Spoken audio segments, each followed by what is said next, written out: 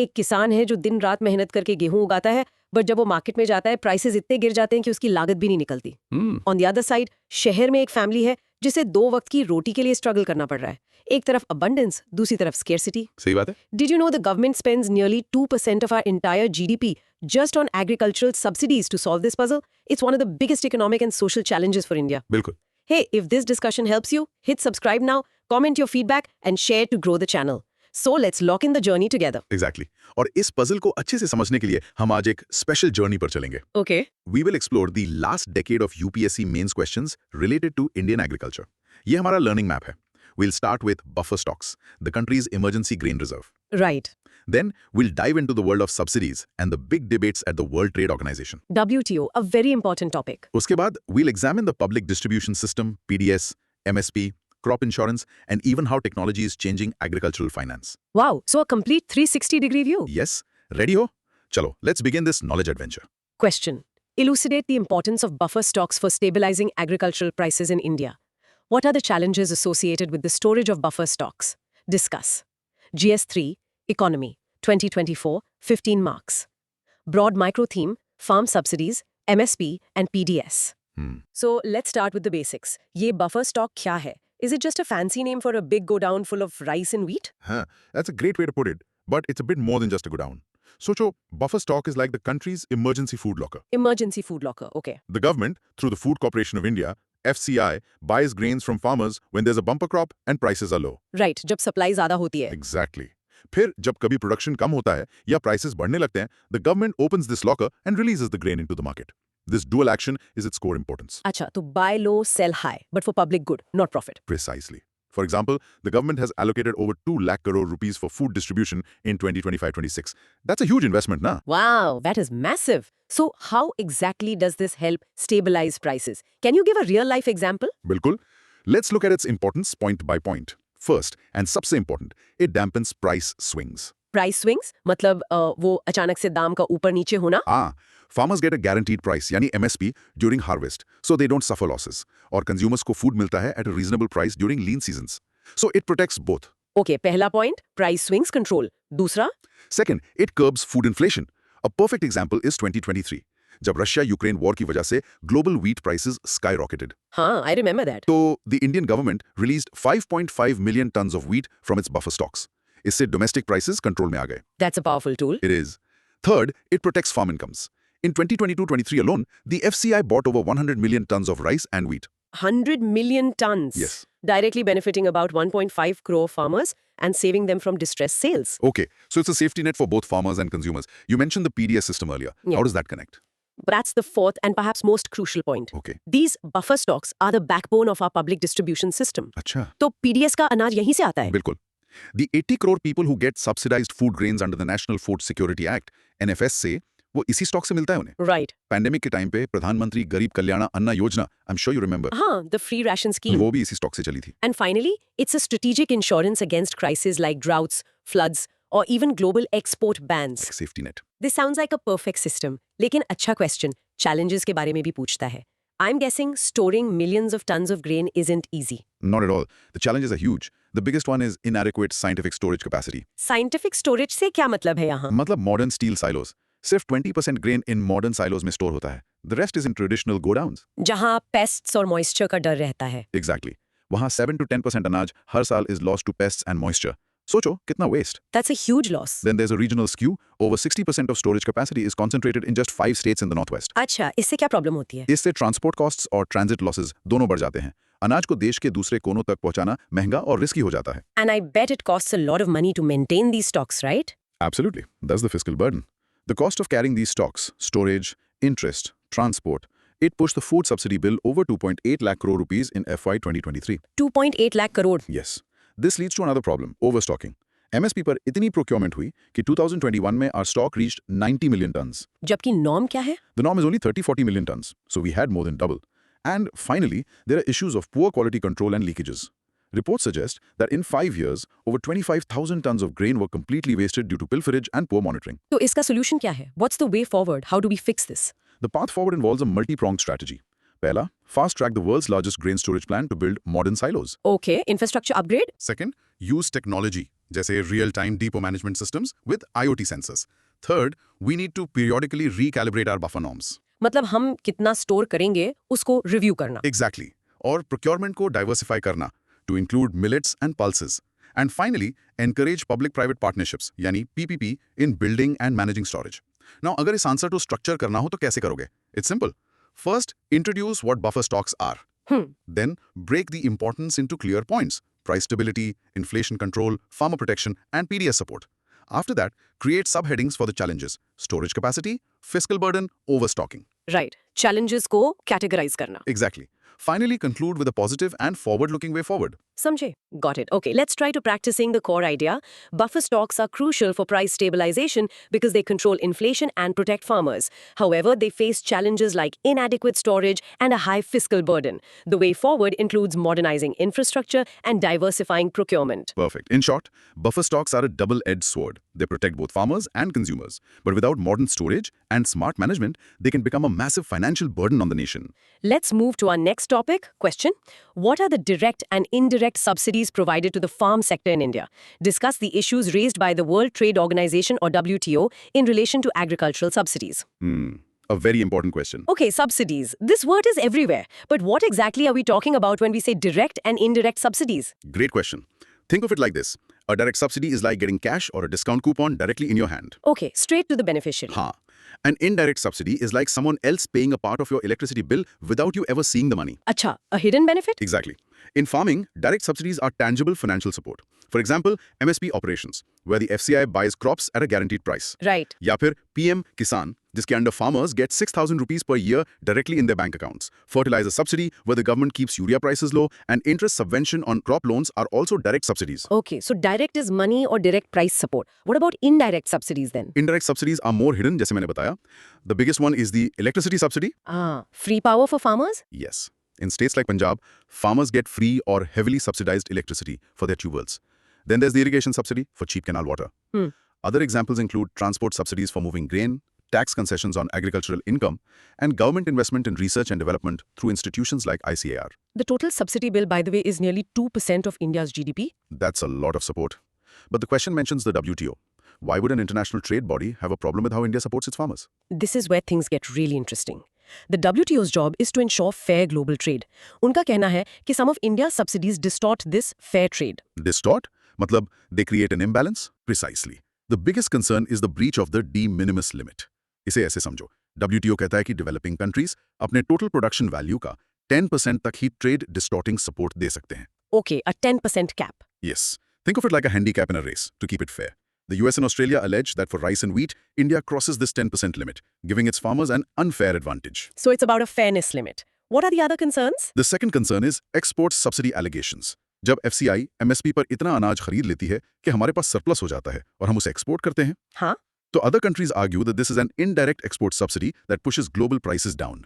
Third, there are public stockholding disputes. PSH, ये buffer stock से related है? Yes, while the WTO allows countries to maintain stocks for food security, it is against using them for trade distorting purposes.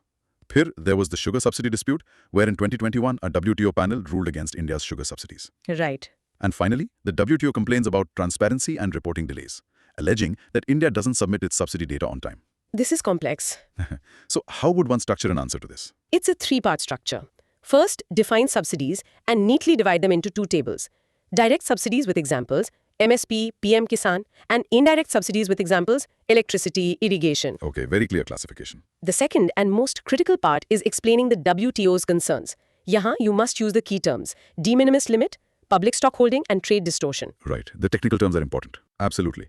Finally, conclude with a balanced way forward, suggesting reforms like tweaking the MSP formula or shifting towards green box subsidies, which are non-trade distorting. Okay, let's practice this. India provides direct subsidies like MSP and PM Kisan, and indirect subsidies like free electricity. However, the WTO has raised concerns regarding the breach of the de minimis limit and the trade distorting nature of our public stockholding program. Excellent. In short, subsidies are a lifeline for our farmers, but the challenge lies in redesigning them to be WTO compliant and fiscally sustainable without compromising our food security. Next up, a question about a system that affects over 80 crore Indians. Question: What are the major challenges of the public distribution system, PDS, in India? How can it be made effective and transparent? GS3, Economy, 2022, 10 marks. A system of massive scale. So PDS is India's massive food security net. But I remember hearing stories about ration shop owners selling grain in the black market. Is that the main challenge? That's definitely a huge part of it. The biggest challenge is what we call leakages and diversions. एक ICII report estimated that nearly 28% of the grain just disappears from the system. 28%. That's almost one-third. Yes, Socho, almost one-third. This happens through ghost beneficiaries, fake or duplicate ration cards, and ration shop owners selling the grain in the open market.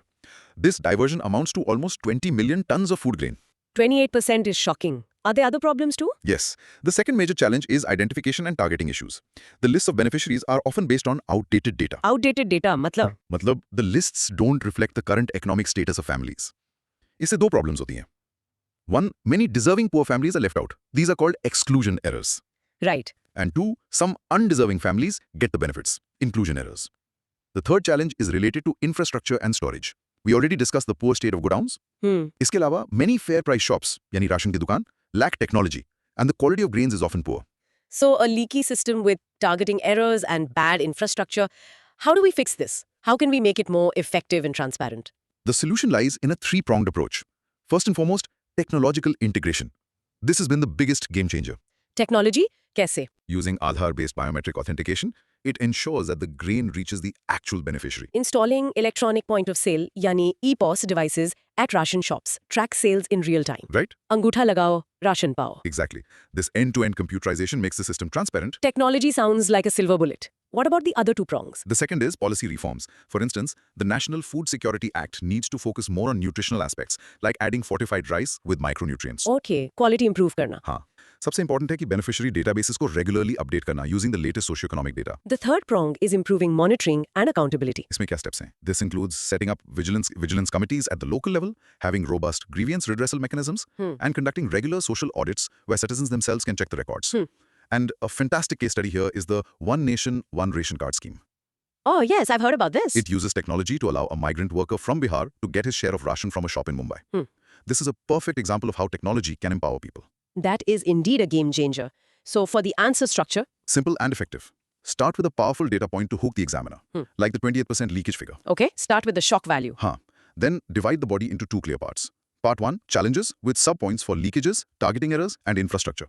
Part 2, solutions with subpoints for technology, policy reforms, and accountability. Exactly. Her point के लिए एक example दो. Conclude with a success story like ONRC to show that progress is happening. Let's practice the core logic. The main challenges of PDS are leakages and targeting errors. To make it effective, we need technology like biometric authentication, policy reforms like regular database updates, and better accountability through social audits. Spot on. In short, while PDS has been plagued by leaks and inefficiencies, the smart use of technology and targeted policy reforms are turning it into a more transparent and efficient food delivery system. Chalo, let's build on that. The next question focuses specifically on the reforms. Question: what are the reformative steps taken by the government to make the food grain distribution system more effective? GS3, Economy, 2019, 15 marks. Okay. यहाँ the focus is purely on the solutions we just touched upon. Right. So we already talked about technology. I guess the biggest reform has been the digital transformation of the whole system, right? Exactly. The core reform is the end-to-end computerization of the Targeted Public Distribution System, यानी TPDS. इसके अंदर दो major components हैं. पहला, the Aadhaar-enabled public distribution system, or APDS, which uses biometric authentication to prevent fraud. Right. दूसरा, the installation of electronic point-of-sale (EPOS) devices at almost all fair-price shops across the country. जब आप अपना अंगूठा लगाते हैं, तभी transaction process होता है. इससे ट्रांसपेरेंसी आई है और ghost beneficiaries eliminate हुए हैं. And what about the policy side? Are there any big ticket reforms there? बिल्कुल. On the policy front, a massive step has been the Pradhan Mantri Garib Kalyan Ann Yojana, यानी PMGKAY. The one from the pandemic. जनवरी 2024 से 5 साल के लिए extend कर दिया गया है. It provides free food grains to 81.35 crore NFSA beneficiaries. This is a huge commitment to food security. It is. Or of course, the second major policy reform is the successful implementation of One Nation, One Ration Card, ONORC, across all 36 states and UTs. This has given seamless portability of benefits. जो migrant workers के लिए बहुत जरूरी है. बहुत ज़रूरी. So we have digital reforms and policy reforms. What has been the actual impact of all this? Can we see the results in data? Yes, the results are quite visible. The primary impact is improved efficiency and leakage reduction. कितना reduction? Data shows that between 2004 and 2023, leakage rates have fallen significantly. Post NFSA, the household coverage of the PDS also increased from 22.4% to 74%. That's a huge jump. It is. Good states like Chhattisgarh and Tamil Nadu have become role models in PDS reform. In fact, some states are now experimenting with blockchain technology to enhance supply chain transparency even further. And what about accountability? That's the third pillar of reform. Monitoring and accountability measures have been strengthened. For example, state food commissions have been set up for grievance redressal. Okay. GPS tracking is being used on trucks that transport food grains to prevent diversion, or regular social audits are being encouraged to ensure community participation in monitoring the system. अब इस answer के structure को देखते हैं. It's a very straightforward positive answer. You should start by highlighting the shift from a manual, leaky system to a technology-driven one. Okay, the before and after picture. Exactly. Then divide the body into three main parts. One, digital reforms, EPOS, Aadhaar. Two, policy reforms, PMGKY, NORC. And three, the impact, where you talk about efficiency and accountability. Right. Remember to use specific scheme names and data points to make your answer credible. Conclude by summarizing the transformative impact of these reforms. Okay, time to practice. The government has undertaken key reforms like end-to-end computerization and policy initiatives like ONRC. These have improved efficiency, reduced leakage, and enhanced accountability in the food grain distribution system. Perfect summary. In short, digital innovation, especially through the JAM Trinity and visionary policies like NORC, have been truly transformative for India's food grain distribution system, making it more transparent, efficient, and citizen-centric. All right, let's shift gears from distribution to the farmer's income. Question: what do you mean by minimum support price (MSP)? How will MSP rescue the farmers from the low-income trap? GS3 Economy 2018 10 marks. A very hot topic. MSP is probably one of the most debated topics in agriculture. So what exactly is it? And is it really a tool to rescue farmers? At its core, NSP is a form of market intervention by the government. It's a guaranteed minimum price for the farmer's produce. A price guarantee. Yes. Socho, it's like a safety net. Agar market mein prices crash bhi ho jaएं, the farmer knows the government will buy the crop at a pre-announced price. Right. The government recently increased the MSP for the Rabi crops for 2025-26, with wheat prices set at 2,425 rupees per quintal. This shows its continued importance. So it's a price guarantee. But how does that translate into rescuing them from a low-income trap? That sounds very serious. It is serious. A low-income trap is a cycle where a farmer is unable to earn enough to invest in the next crop or improve their life, so they remain poor. Okay. MSP helps break the cycle in three ways. First, it acts as a price floor mechanism. This prevents distress sales. Distress sales मतलब मजबूरी में कम दाम पर बेचना. Ha, bilkul. Imagine a bumper harvest of tomatoes. Suddenly, the market is flooded and prices crash to 1 rupee per kg. A farmer might be forced to sell at a loss. MSP prevents this by guaranteeing a floor price. Okay, so it prevents losses. What else? Second, it's a form of risk mitigation. Farming is full of risks. Bad monsoon, pest attacks, price fluctuations. सही बात है. MSP provides a sense of income security, which is crucial for a farmer's financial planning. Third, it acts as a production incentive. Production incentive. कैसे? By announcing MSP for crops like pulses and millets, the government encourages farmers to grow these crops, which are important for our food security and crop diversification. Does it actually work on the ground? Do we have evidence that it increases farmer income? Yes, studies show that in states with robust procurement systems, MSP has a significant positive impact. For instance, states like Chhattisgarh, Telangana, and Odisha have used decentralized procurement effectively to boost farmer incomes. Okay. However, it's not a perfect system. इसके implementation में challenges भी हैं. जैसे कि? All farmers in remote areas don't even know the correct MSP for their crop. That's a critical point. A good policy is only as good as its implementation. So, what's the way forward? The way forward is to strengthen the system. Technology integration, like using the ENAM platform, can help in better price discovery. ENAB, the Electronic National Agriculture Market. Yes. We need to run massive farmer awareness programs, or सबसे important, we need to enhance storage and procurement facilities, especially in states where they are weak. For the answer structure, it's a classic problem-solution format. First, clearly define MSP as a price support mechanism. Right. Then explain its three main functions in rescuing farmers from the low-income trap: price floor, risk mitigation, and production incentive.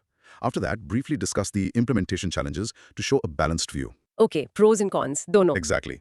Conclude with a forward-looking solution mentioning technology and infrastructure. Let's practice the core idea. MSP is a price support mechanism that acts as a safety net. It rescues farmers by providing a price floor, mitigating risk, and incentivizing production. However, challenges like limited coverage need to be addressed through technology and better infrastructure. Beautifully put. In short, when implemented effectively, MSP is a powerful tool to pull farmers out of the low-income trap, but its success hinges on overcoming the last-mile implementation challenges. Chalo, let's explore the side effects of subsidies. Question: how do subsidies affect the cropping pattern, crop diversity, and economy of farmers? What is the significance of crop insurance, minimum support price, and food processing for small and marginal farmers? GS3 Economy 2017 15 marks. ये question हमसे subsidies का critical analysis मांग रहा है. This is interesting. So, subsidies are meant to help, but they can also cause problems. How do they affect what farmers choose to grow? The cropping pattern. Precisely. Subsidies, especially input subsidies, have unintentionally distorted our agricultural landscape. Distorted? How? For example, cheap electricity and water subsidies have encouraged farmers in states like Punjab and Haryana to grow water-intensive crops like paddy and sugarcane, even though these are water-stressed regions. Right, leading to a water crisis. Yes, this is creating an ecological crisis.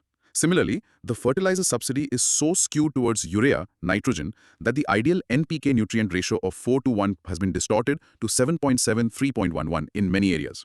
Oh, wow. This is degrading our soil health. Wow. So by trying to make farming cheaper, we're actually harming the environment. How does this affect crop diversity? It has a direct negative impact. When subsidies heavily favor a few crops like wheat and rice, it leads to monoculture farming. Monoculture? मतलब बस एक या दो ही फसल उगाना? Exactly. Farmers are not incentivized to grow traditional, climate-resilient and nutritious crops like millets. This has led to a decline in our rich indigenous crop diversity and has made our food system more vulnerable to climate change and pests. That makes sense. The second part of the question asks about other support mechanisms. Let's start with crop insurance. How does that help small farmers? Crop insurance is a critical tool for risk management. The Pradhan Mantri Fasal Bima Yojana, PMFBY, is the flagship scheme here. Right, PMFBY. It provides insurance coverage to farmers for crop failure due to natural calamities. For a small farmer who often bets his entire savings on one crop, a single bad season can be devastating. सही बात है. PMFBY provides a safety net that helps them recover from climate-related losses and stay in farming. And we've already discussed MSP. I assume it's even more important for small and marginal farmers who make up over 86% of our farming population. Absolutely. For them, MSP is not just a price guarantee. It's an assurance of income security. It's the difference between feeding their family and falling into a debt trap. Right. And food processing. Now, the third element is food processing. ये कैसे help करता है? Food processing adds value to the raw produce. For example, instead of selling tomatoes at 5 rupees per kg, a farmer group can process them into ketchup and sell it for a much higher price. It reduces post-harvest losses, increases the shelf life of the produce, and creates employment in rural areas. Schemes like the PM formalization of micro-food processing enterprises are designed to support this. This is a comprehensive question. How would you structure the answer? You have to divide it into two clear parts, as asked in the question. Part 1 should critically analyze the negative impacts of subsidies on cropping patterns and crop diversity. Use specific data, like the NPK ratio. Okay, the critical analysis first. Yes. Part 2 should discuss the positive significance of 3 other mechanisms. Crop insurance, mention PMFBY, MSP, and food processing. This shows a balanced understanding that there is no single solution, but a combination of support systems is needed. Let's rehearse the main argument. Subsidies have distorted cropping patterns towards water-intensive crops and reduced crop diversity. Therefore, support mechanisms like PMFBY for crop insurance, MSP for price guarantees, and food processing for value addition are crucial for the economic security of small and marginal farmers. Perfect. In short, for sustainable agriculture, we need to reform our subsidy regime and create a balanced ecosystem where risk management tools like crop insurance and income-enhancing opportunities like food processing play an equally important role. Okay, this next question is about a major shift in how the government gives subsidies. Question: in what way could the replacement of price subsidy with direct benefit transfer, DBT, change the scenario of subsidies in India? Discuss. GS3 2015. DBT, a game changer. DBT, we hear this a lot. It means putting money directly into someone's bank account. How is this different from a price subsidy? It's a fundamental shift in the delivery mechanism. A price subsidy works by lowering the price of a product. Okay. For example, the government tells a fertilizer company to sell urea at a lower price and then compensates the company for the loss. Isme, the beneficiary never sees the money. Right. The subsidy goes to the company. Exactly. Direct benefit transfer, powered by the JAM Trinity, Jan Dhan, Aadhaar, Mobile, cuts out the middleman. The government transfers the subsidy amount directly into the beneficiary's bank account. And how has this changed the scenario? What are the positive changes? The changes have been quite dramatic. The biggest one is enhanced efficiency and targeting. DBT helps eliminate fake or ghost beneficiaries. अच्छा, क्योंकि पैसा सीधा आधार linked account में जाता है. Exactly. The government estimates that between FY18 and FY24, DBT saved over 3.35 lakh crore rupees by plugging leakages. Whoa, 3.35 lakh crore. That's a massive saving. It is. After DBT, the subsidy allocation as a percentage of total government expenditure has also come down from 16% to 9%. A great example is MGNREGS, where 98% of wage transfers happened on time through DBT, saving thousands of crore. So massive savings and better targeting. Yes. Any other benefits? Yes. The second big change is financial inclusion and empowerment. जब पैसा सीधा bank account में जाता है, It encourages people to use banking services and promotes financial literacy. सही बात है. Also, it gives beneficiaries a choice. Instead of being forced to buy a particular brand of fertilizer, they can use the money to buy what they feel is best. Freedom of choice. Yes. Third, it improves market efficiency. Price subsidies often distort market prices. DBT allows prices to be determined by supply and demand, leading to better price discovery. It sounds almost too good to be true. Are there no challenges with DBT? Of course, there are. The main challenges are on the implementation front. In many rural areas, there are still digital literacy barriers. लोगों को use करना नहीं आता? People don't know how to operate a bank account or a smartphone. Then there are infrastructure gaps. Not enough bank branches or ATMs. Or poor internet connectivity can delay transfers. So while the concept is powerful, the last mile delivery can be a challenge. So what interventions are needed to make it perfectly? We need to strengthen our digital infrastructure, especially in remote areas. Beneficiary databases need to be constantly updated to avoid exclusion errors. Right. We need better grievance redressal mechanisms for when payments fail. Or, सबसे important, we need to build the capacity of local administration to handle these technological systems. Case studies from UP's agriculture subsidies and Assam's welfare schemes show that when these things are done right, DBT can be a huge success. For the structure of this answer, start by explaining DBT as a paradigm shift from the old price subsidy regime. Okay. Then list the positive changes in 3 clear points. Efficiency and targeting, mention the savings data, financial inclusion and empowerment, and market efficiency.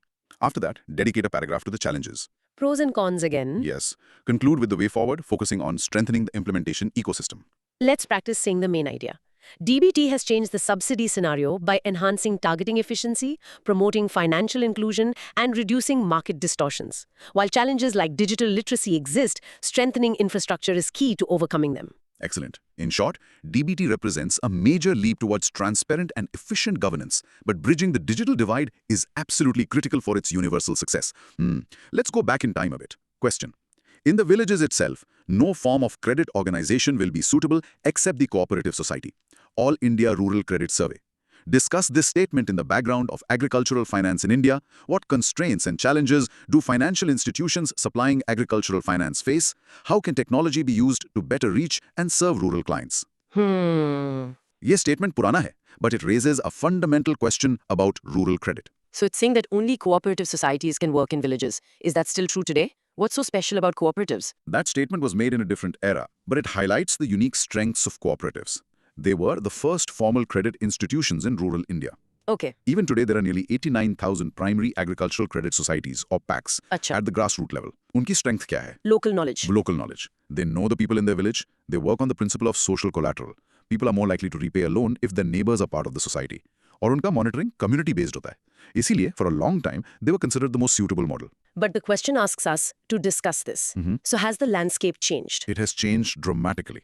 While cooperatives are still very important, they are no longer the only option. Right, there are other players now. Yes. The rural finance landscape now includes commercial banks with their massive networks, regional rural banks, RRBs, which were specifically created for this purpose, and now even microfinance institutions. Okay. Agricultural credit disbursement has grown robustly, reaching over 25 lakh crore rupees in FY24. So the system has diversified far beyond just cooperatives. Okay, so we have multiple players now. But what challenges do all these institutions, banks, cooperatives, everyone, face when giving loans to farmers? They face a common set of challenges. First, high transaction costs. Serving a large number of small, dispersed borrowers in rural areas is expensive for a bank. Right, last mile connectivity is costly. Second, risk management. Agriculture is heavily dependent on the monsoon and is prone to risks, making loan recovery uncertain. Third, information asymmetry. Matlab? Or chotha, there are still infrastructure gaps like poor road and digital connectivity. This is where technology comes in, I assume. How can tech solve these problems? Technology is the key to overcoming these challenges. 1. Digital banking. Mobile banking and UPI can drastically reduce transaction costs. 2. AI and data analytics. Technology can analyze satellite data, weather patterns, and soil health to assess risk more accurately. Telangana Sagu Bagu project is a great example where technology is being used to improve farmer incomes. Interesting. 3. Satellite technology can be used for crop monitoring and for faster insurance claim settlements. Okay. And 4. Technologies like blockchain can improve transparency and traceability in the credit supply chain. Let's talk structure. This is a multi-part answer. First, address the statement about cooperatives. Explain their historical relevance and unique advantages. Okay. Second, explain how the landscape has evolved beyond just cooperatives, mentioning other institutions. Third, clearly list the challenges faced by all financial institutions. Right. Fourth, provide technology-based solutions for each of those challenges. This shows a comprehensive understanding of the past, present, and future of rural finance. Perfectly structured. In short, the future of rural finance is a hybrid model, one that combines the traditional community-based strengths of cooperatives with the efficiency and reach of modern technology-driven banking. Now for a landmark piece of legislation. Question. The Food Security Bill is expected to eliminate hunger and malnutrition in India. Critically discuss various apprehensions in its effective implementation along with the concerns it has generated in the WTO. GS3, 2013. The NFSA, this is about the National Food Security Act, 2013. Its goal is noble, but the question wants a critical discussion. So what were the apprehensions? The goal of making food a legal right is indeed revolutionary. But the apprehensions about its implementation was significant. The first one was financial sustainability. The cost. Yes. Running a program of this scale requires a massive budget. Budgetary allocations often fluctuate. For example, in 2023-24, there was a 32% reduction in the food subsidy budget, which raises concerns about long-term commitment. Rising procurement and storage costs add to this financial strain. So the biggest worry was about the money? What else? The second apprehension was about distribution system inefficiencies. We've talked about PDS leakages. While they have reduced, they were still around 22% in 2022-23. Right. The issue of ghost beneficiaries and diversion of food grains was a major concern. Third, there was the challenge of identification and coverage. The Act aims to cover 75% of the rural and 50% of the urban population. That's a huge number of people. It is. Accurately identifying the truly needy among this vast population without errors is a monumental administrative challenge. Okay, so those are the domestic challenges. But what about the WTO again? Why did this domestic law generate concerns in an international forum? The WTO concerns were very similar to the ones we discussed earlier regarding subsidies, but the Food Security Act amplified them. How so? The main issue was again subsidy limits. To provide so much cheap grain, the government had to increase its procurement at MSP. This led to a huge food subsidy bill. Which breached the de minimis limit. Massively. Other countries argued that this massively breached the 10% de minimis limit for trade-distorting subsidies, especially for rice. India's farm input subsidies of around $48 billion became a major point of contention. And did it affect global trade in any other way? Yes, that's the second WTO concern, trade distortion. When a country as large as India procures and holds such massive stocks of grain, it effectively removes that grain from the global market. Acha, so it affects global supply. Exactly. This can affect global food prices and availability. The US and the UK were particularly vocal about these concerns, arguing that India's domestic food security policy was distorting international trade. This is a classic dilemma. Feeding our own people versus following global trade rules. What is the way forward here? The way forward requires a delicate, two-pronged approach. First, we need to push for systemic reforms at home. This means strengthening DBT to reduce leakages, modernizing our storage infrastructure to cut down waste, and making the PDS more efficient. Okay, get our house in order first. Yes. Second, we need proactive international cooperation. We must engage in constructive dialogue with WTO members to find a permanent solution that balances our domestic food security needs with our global trade commitments. This is often referred to as finding a permanent solution for public stockholding issues at the WTO. Now the key word in the question is critically discuss. This means you have to present both sides. So, the structure should be: start by acknowledging the noble aim of the bill. Right. Then dedicate a section to the implementation challenges, financial, logistical, identification. After that, have a separate section explaining the WTO concerns, subsidy limits, trade distortion. Balanced view. Yes. Conclude with a balanced way forward that addresses both domestic reforms and international diplomacy. Let's practice saying the summary. The National Food Security Act aims to eliminate hunger, but faces implementation challenges like financial sustainability and leakages. It has also generated WTO concerns over subsidy limits and trade distortion. The path forward requires both domestic systemic reforms and international dialogue. Very well articulated. In short, the long-term success of the Food Security Act hinges on a delicate balancing act between fulfilling our sovereign duty to feed our citizens and adhering to our international trade obligations. And now for our final question, also from 2013.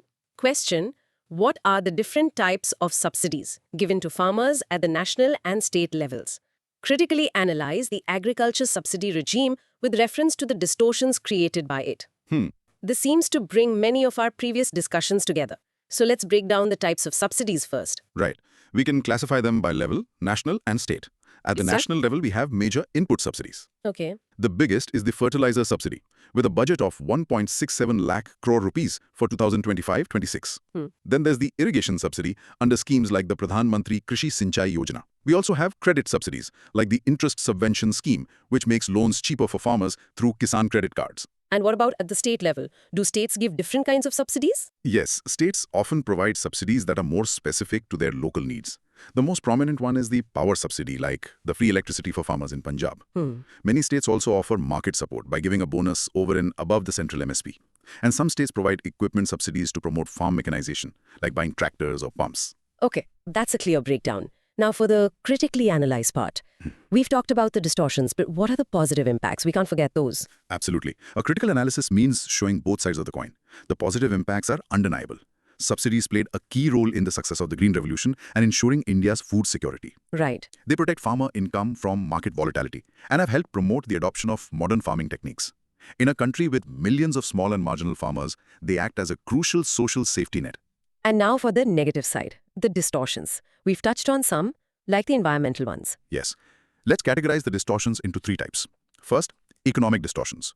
Overutilization of subsidized inputs like fertilizers and water leads to inefficient use of resources. Right. It also distorts market prices, affecting farmers' cropping choices and leading to the monocultures we discussed earlier. Second, environmental distortions. This is a huge concern.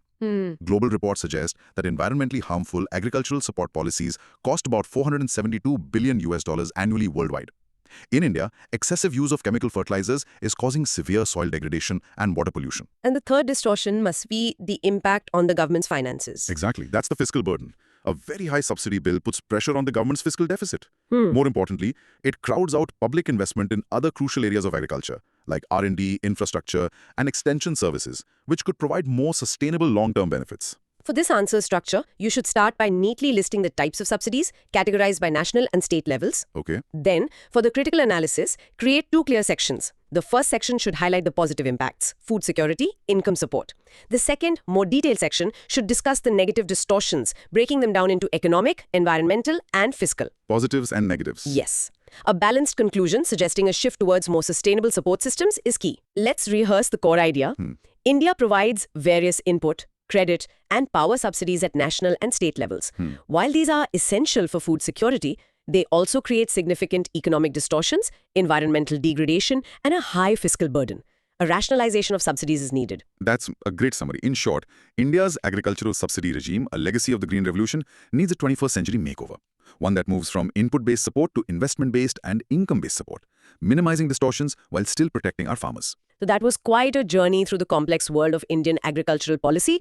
The broad macro theme was farm subsidies, MSP, and PDS.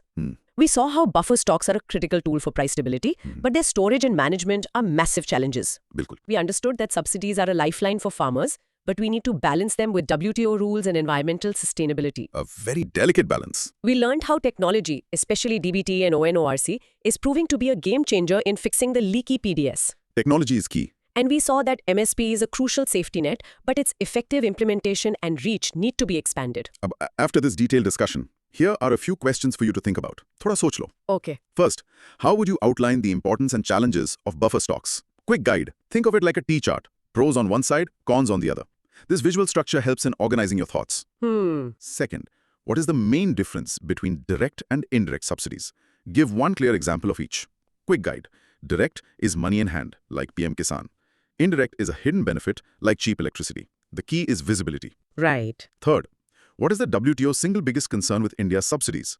Quick guide. Focus on the de minimis limit. This key term is the core of the entire international debate. The 10% cap. Exactly. Fourth, if you had to pick one, what is the most effective tool for making the PDS transparent? Quick guide. Highlight technology. Aadhaar, EPOS. It's about making the system undeniable and data-driven. Okay. Fifth, how does MSP rescue a farmer from the low-income trap? Quick guide. Connected to the core economic concept of a price floor. It's a guarantee against a market crash. Price floor. Right. And sixth, in one sentence, why is DBT considered better than price subsidies? Quick guide. Your answer should have these two words, targeting and efficiency. It cuts out the middleman. And now here's a simple challenge for you. Pick any one of these questions and try to present its answer structure out loud in just 1 minute. Rehearse, rehearse, rehearse. It's the best way to make this knowledge your own. हमें उम्मीद है कि ये चर्चा आपके लिए useful रही होगी. For more such deep explorations into complex topics, stay connected with The Deep Dive. Keep learning, keep questioning. Until next time.